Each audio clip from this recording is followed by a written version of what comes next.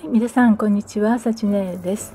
今回はゴーヤ栽培の誘引、摘心、そして人工授粉についての動画となります。今年はですね、こちらの網走ゴーヤというですね、なりが早く色が濃いというですね、種を栽培してみました。私はですね、九州の団地に住んでいますので、3月に種まきを行いました。種はこんな感じなんですが、前回の動画で種まきのね動画は3月巻きのおすすめの野菜ということでご紹介したと思うんですが、その後の成長を見ていきたいと思います。こういう感じで立派にね双葉が出てきまして順調に育っていたんですが、出張の関係でいつもねこういう感じで早めにね仕方なく植えているんですけども、本来ですと本葉 1,2 枚の頃に間引いて 2,3 枚の時にですね定食がベストということで、少しだけ早かったような気はします。それでもちゃんと育ってくれるので前後しても構わないんじゃないかなとは思います。私はいつも場所の関係でプランターでゴーヤを栽培しているんですけども、あとは100均のネットを使ってですね誘引しております。こんな形でですね一つのプランターに2株ね植えていきます。でまずは最初に水をたっぷりあげて、そしてこんな感じで定食ねしていきます。そしてゴーヤなどのウリ科野菜っていうのは連作障害の可能性がありますので、同じ場所でですね栽培を毎年するのは避けた方がいいと思います。私はプランターですけれども土を毎回変えて連作しないようにですね注意をしています。また水やりですけれども、ゴーヤはたくさん水をですね必要とする植物ですので、特に夏場はですね乾燥しやすいですので水を切らさないように注意をしてください。こんな感じで、定食しましたけれども、定食後から収穫までの管理なんですけれども、仕立て、製紙、あと追肥という流れになるんですけども、仕立ての場合は支柱、ネット、あと地梅、どれでも構わないと思います。で製紙の場合は摘心もしくは放任ということで、摘心の場合は本葉が5、6枚の時に摘心をして子づるを3、4本伸ばしていくという形になります。で追肥は実がつき始めてから目安としては 30g ぐらいを与えていきます。そしてもう一つの管理に誘引作業というものがありまして、私はネットを取り付けていてこのような仕立てにしているんですけれども、ネットの方に小枝とかあるいは割り箸なんかでもいいと思うんですけども、こういうものを使って誘引させていきます。で麻紐なんかでこのような形でクロスさせて8の字にね結んでいくとよろしいかと思います。つるがね出てくる頃になると思うようにくるくるっとですね枝の方に沿ってネットの方に行ってくれますので、こうすることによって強風などが吹いた時に倒れにくくなったりしますので、おすすめです。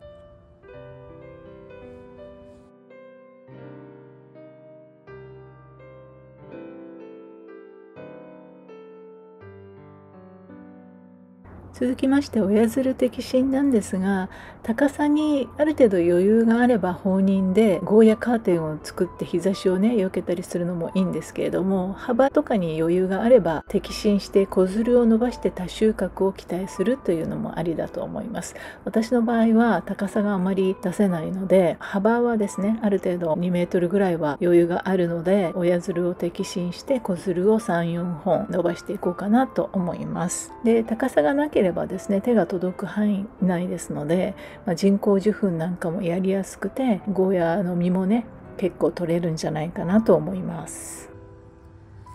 1枚目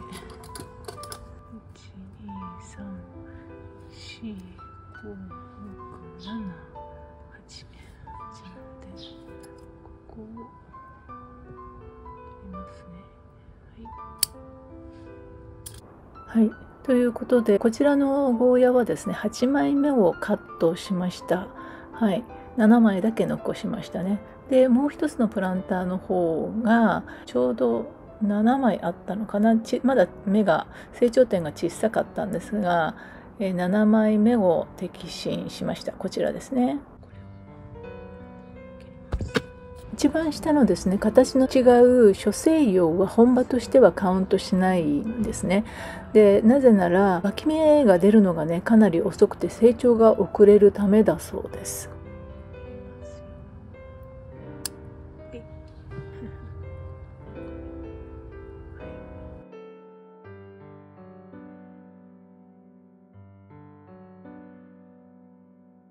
はい、ということで摘心してまだ1日しか経ってないんですけれども、子づるの方がね急にぐいっと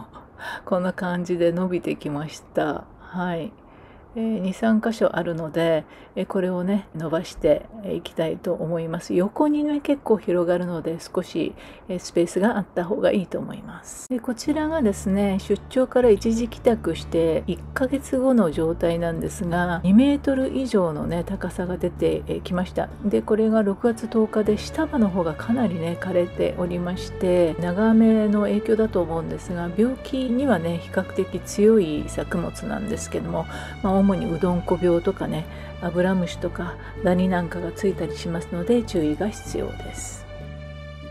でこちらは先ほどのプランターとは別のプランターで7月2日の状態なんですが、花芽もついてですね、ゴーヤもある程度の大きさのものがですね実っておりました。これはまだ人工授粉していない状態で、蜂か虫がですね受粉してくれたんだと思いますけども、立派なゴーヤがですねできてくれました。はい、こちらの方は収穫いたしました。